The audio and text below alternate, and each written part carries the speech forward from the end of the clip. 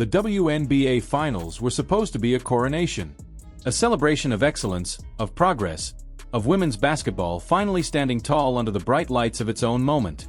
For years, players had fought for respect, visibility, and the kind of energy that could make this league feel like more than a side note in the sports world. This was meant to be the reward. But when Wilson and DeWanna Bonner stepped onto the court and saw the reality staring back at them, empty rows of seats, pockets of silence where roars should have been, that dream cracked wide open. The camera panned across the arena, but it couldn't hide the truth. Entire sections sat untouched, a sea of red chairs glinting beneath the lights like ghosts of a crowd that never showed. The WNBA's biggest night had all the makings of history, yet it felt like a dress rehearsal for a show no one came to see.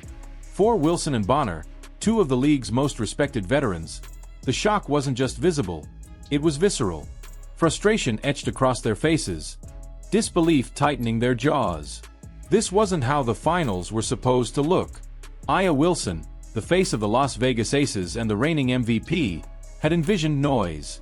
She had imagined the buzz of cameras, the hum of anticipation, the pulse of fans who had followed the journey all season. Instead, she found herself warming up to the sound of her own sneakers squeaking on the floor. At one point, she glanced toward the stands and reportedly muttered, "This is the finals?" It wasn't arrogance. It was heartbreak disguised as disbelief. Ticket prices told the rest of the story. Seats that should have been coveted were going for $35, barely more than a movie ticket. What should have been a celebration of the sport's highest stage had become a test of patience, a reminder of just how fragile interest in the WNBA still was. Fans online were stunned. Commentators whispered that the get-in price for Game 1 looked like something out of a preseason matchup, not a championship series. DeWanna Bonner felt it too. The veteran forward, known for her fire and consistency, carried herself with pride. But after the first game, her composure cracked. During the post-game interviews, she didn't hide behind cliches. "You work your whole career for moments like this," she said sharply, "and you just hope people care enough to show up." Her words hung heavy in the air, an unfiltered cry from someone who had done everything right, only to find herself performing in front of silence. The disinterest wasn't subtle. It was staggering. Polls circulated online, asking fans if they were watching the finals. The result? Only 4% said yes. 96% clicked no. The verdict was brutal and impossible to spin. The league's biggest stars were playing their hearts out, but the world had turned away. And beneath all that frustration lay one inescapable truth. Without Caitlin Clark and the Indiana Fever, the spotlight had dimmed. For months, the WNBA had basked in a wave of attention unlike anything in its history. Caitlin Clark's arrival had transformed the league into appointment viewing. Her games shattered attendance records and turned ordinary nights into trending topics. Whether fans loved her or hated her, they watched her. But once she was gone, eliminated before the finals began, that energy vanished. The storylines stopped. The highlight clips stopped. And somewhere between the semifinals and the finals, the WNBA's heartbeat went quiet. Wilson and DeWanna Bonner didn't just feel abandoned, they felt invisible. In post-game press conferences, their frustration simmered just below the surface. Wilson tried to stay composed, choosing her words carefully. "We're playing some of the best basketball out there," she said. "But it's like nobody's watching." That one sentence, calm but cutting, summed up the state of the league better than any statistic could. Bonner was more direct. "It's disrespectful," she said. "We deserve packed arenas. We deserve that energy." Her anger wasn't about ego. It was about expectation, about what the league had promised and what it failed to deliver. Fans debated her remarks online. Some accused her of hypocrisy, pointing out how veteran players had spent the season mocking the attention Caitlin Clark received. Others defended her, saying she was right to demand better. But regardless of which side people chose, the outcome was the same. The finals had become less about basketball and more about frustration.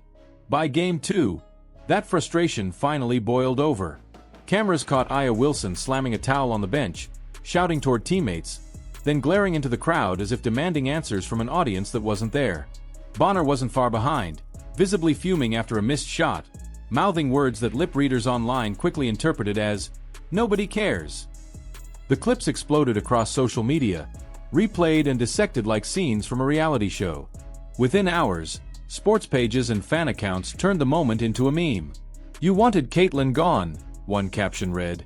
"Now look around." It wasn't just a jab. It was a reckoning. The narrative had flipped overnight. What began as disappointment from two passionate players was now being painted as a tantrum. A meltdown from stars who couldn't accept the reality of their own fading spotlight. And whether fair or not, the court of public opinion was merciless. Fans accused Wilson and Bonner of alienating the very audience the league needed most. Others mocked their anger as karma for months of resentment toward Clark's fame. For the first time, the finals weren't about who would win, they were about who had lost the crowd. Inside locker rooms, the mood was tense. Players whispered that the league had failed them, that the marketing, the storytelling, the connection, it had all vanished the moment Caitlyn Clark did. Even team staff admitted privately that morale was at an all-time low. Everyone could feel it. The arena might have been half full, but the energy was gone entirely. Meanwhile, the league's leadership scrambled to contain the damage. Commissioner Cathy Engelbert stepped in front of reporters with a strained smile, trying to project optimism. She praised the players, the competition, the supposed growth of the league. But when a journalist asked the question everyone was thinking, how do you explain record-low attendance and fan disinterest in the finals?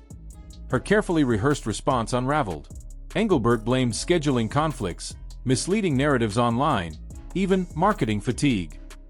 When pressed about Caitlyn Clark's absence and the fan backlash that followed, she stiffened.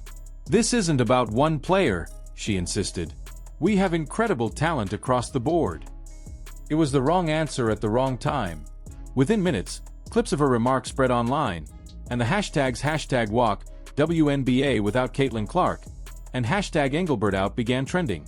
Fans, once loyal defenders of the league, were openly revolting. They weren't asking for favoritism, they were asking for honesty. Everyone could see what was happening, yet the people in charge refused to acknowledge it. Wilson and Bonner stayed silent through the storm. But silence, in times like this, says more than words ever could. Every move they made was scrutinized, every facial expression replayed. By the time Game 3 tipped off, the energy around the finals had turned radioactive. Commentators avoided showing the upper seats because there was nothing to show. The crowd noise pumped through the broadcast sounded manufactured, like the league was trying to hide its own emptiness. Inside those quiet arenas, players still battled fiercely. They played for pride, for legacy, for the love of the game, but deep down, they knew something fundamental had shifted. The finals no longer felt like a celebration. They felt like a crisis. When the viewership numbers came in, the truth was undeniable. Ratings for the finals had dropped nearly 50% compared to the semifinals that featured Caitlyn Clark and the Indiana Fever. Online engagement plummeted. Even highlight clips that once dominated sports pages barely broke through the algorithm. The storylines had evaporated, and with them, so had the fans. In private, Wilson reportedly grew emotional after seeing the numbers.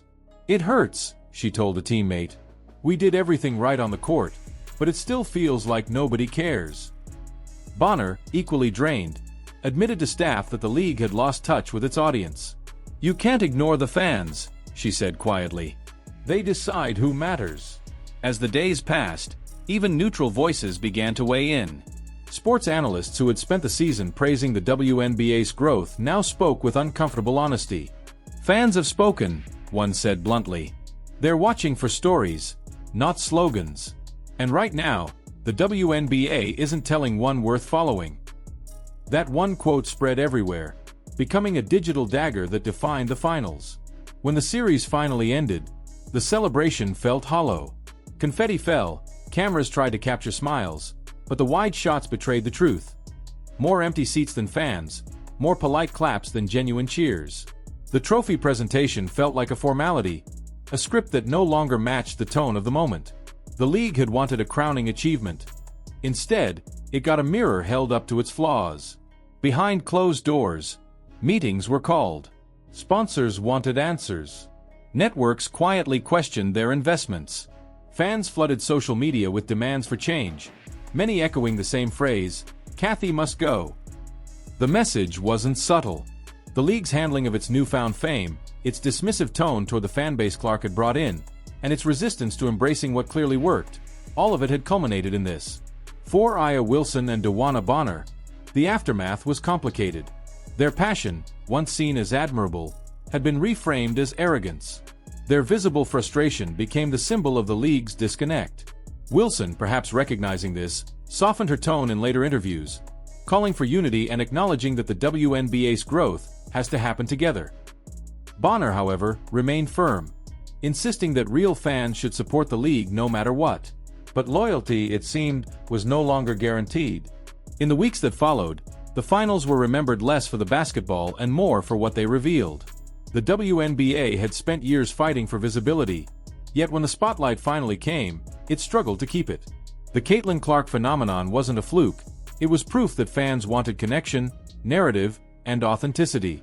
And when the league stars and leaders dismissed that energy, they dismissed the people who brought it. The finals became a cautionary tale about ego, pride, and the cost of refusing to adapt. It wasn't just a PR problem, it was an identity crisis. The fans didn't abandon the game, they abandoned the attitude surrounding it. What Wilson and DeWanna Bonner experienced wasn't just disappointment. It was the sound of a league confronting its own reflection. As the lights dimmed in the empty arena, the echoes lingered longer than the cheers. The season was over, but the message was clear. Without humility, without understanding the heartbeat of its audience, the WNBA would keep playing to empty seats and empty promises. The scoreboard didn't matter anymore. The silence did. Because the truth is, the WNBA doesn't have a marketing problem. It has a connection problem. A humility problem. And until it learns to embrace the player who made millions care again, every finals will look just like this one. A championship played in an echo chamber, waiting for an audience that already moved on. So now the question shifts to you, the viewer, the fan, the critic. Do you think the WNBA stars were right to express their anger?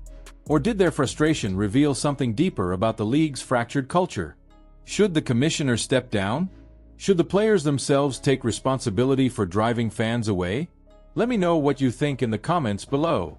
And if you want more deep dives into the stories shaping modern sports, the drama, the culture, the untold truths, don't forget to like this video, subscribe, and turn on notifications. Because sometimes, the silence around the game says more than the score ever could.